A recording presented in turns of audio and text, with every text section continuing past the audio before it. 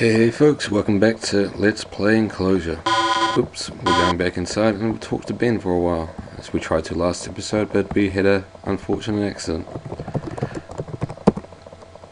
Did you manage to get the oil off yesterday, Ben? Barely, even so much so I think there's still some in my hair as we speak. It's very tedious, Ben. I'm not sure what they're trying to say there, but there you go, damn right it is. And we'll see if he's got anything else to say. I can see you're very busy watering that plant, Ben. Yes, Mike, like I told you before, it needs water and plenty of it. Does it need more water still, Ben? Yes, Mike, it does.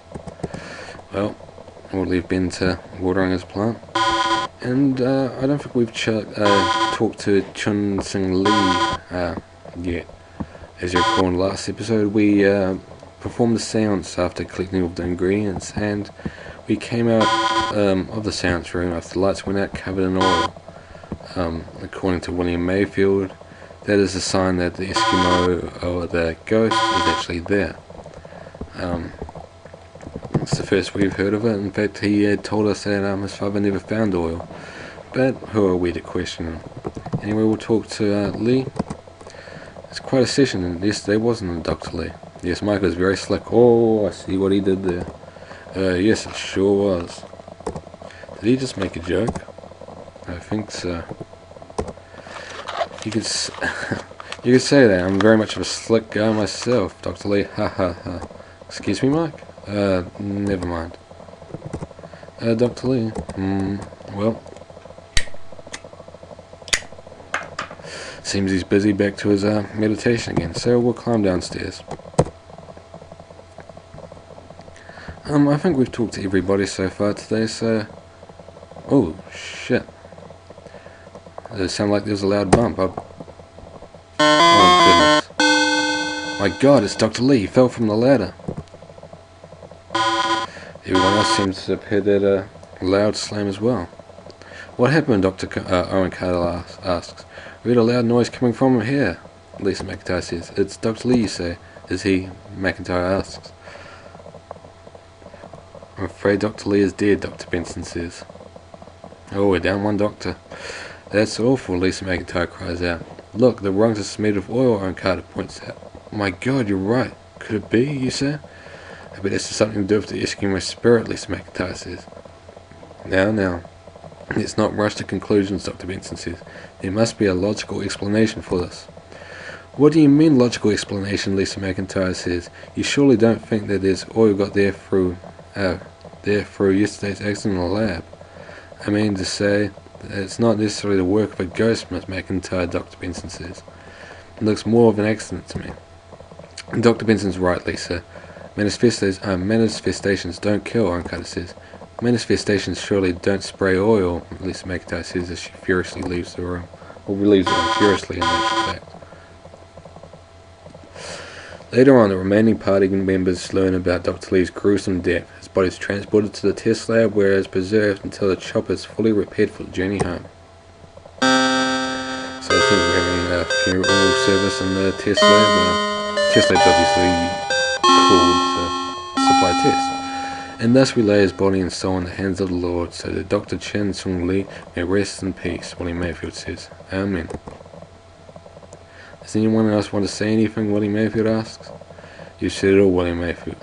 That was beautiful, Sarah says. Thank you, Sarah. Okay, everyone, we'll toast Dr. Lee's honor at the bar later tonight. Let's go, William Mayfield says. The morning crowd leaves the test lab. Oh, what happened to the night crowd?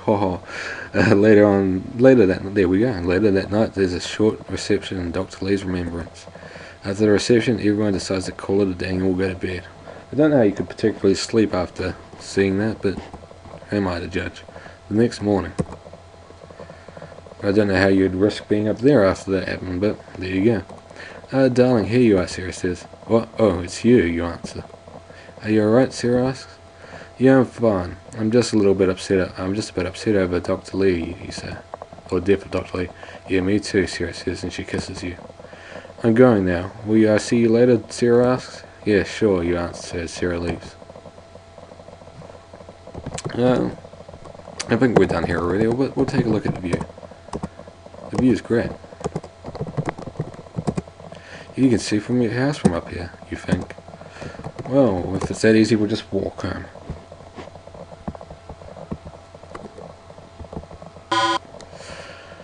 So it's a new day. We'll quickly walk around and talk to the remaining people. Watson's in bed already, so... or still in bed, should I say. So we'll talk to him. Watson's sleeping, don't bother him. Oh, well. We'll piss in his bed.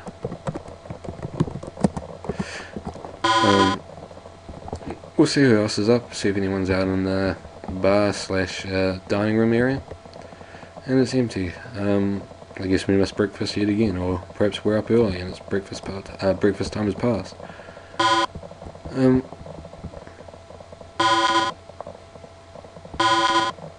Take a quick look, and Sarah's in here for a change. Let's see what she has to say. We had a quick talk to her already, but we'll talk to her for a bit more. Hi darling, what are you reading? Oh Mikey, it's you startled me. How come, what are you reading? Some kind of journal I found stuffed away behind some books. Oh, interesting. Tell me Sarah, what's this journal about? Well, I'm not sure, there's a couple of pages torn out. Just tell me on the remaining pages then. It's someone from the former expedition who's keeping this journal. It's written by Ariel No, what's the weird name? A female scientist. First they're mainly notes about the oil drillings, but later on in general she starts writing about the sightings she experienced back then. Well, we definitely want to learn more.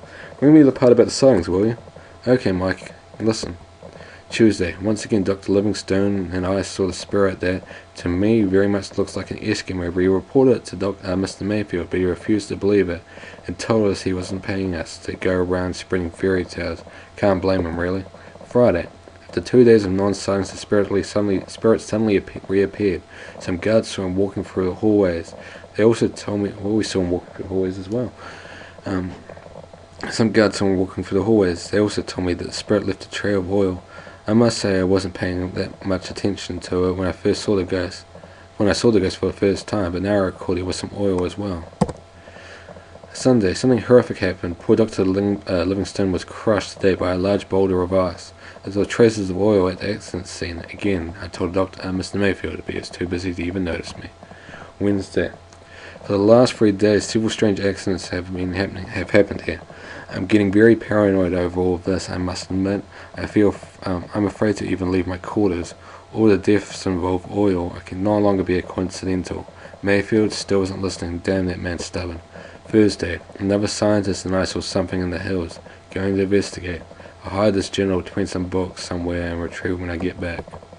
And that's all there is, Mikey, Sarah says. Funny, William never told us about his accidents, you say. Maybe his father never told him, Mikey, Sarah says. And what's this sticking out of the journal? It looks like some kind of poem. Here, Mike, you take it. And we'll read the poem. Nice to have something to clear our heads. I see myself, I move myself aside. This is how I obtain the key for the ride.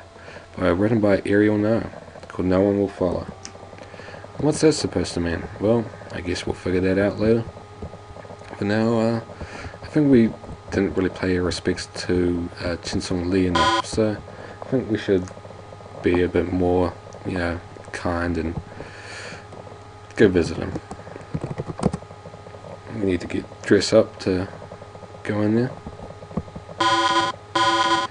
We'll take a look around. In the test lab, it's pretty cold in here, so it's a good thing you're fully suited up. On top of the stone table lays the body of Dr. Lee. It does appear there's something on the floor though, so there's nothing on the floor, on this side of the table that is. We'll go into the other side of the table. What's this? Somebody, probably William, lost some kind of card, as if happened during the visit to the body of Dr. Lee. We'll get the card.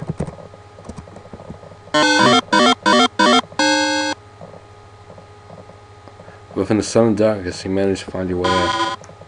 My God, what the hell just happened? All the lights suddenly went out, and Dr. Lee's body, did it move? Of course not. Of course not. That's just superstition. We'll go back and just double check. I'm sure he's dead. He fell. Poor man, he didn't deserve to die. Yeah, he's dead. It's alright. His body didn't move. We'll get the card. Take the key card. God. Just childish superstition.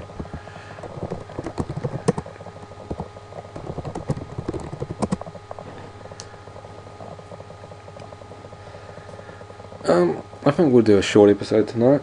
As you see, a lot has already happened in this episode. Anyway, join me tomorrow night and we'll carry on. Let's play Enclosure.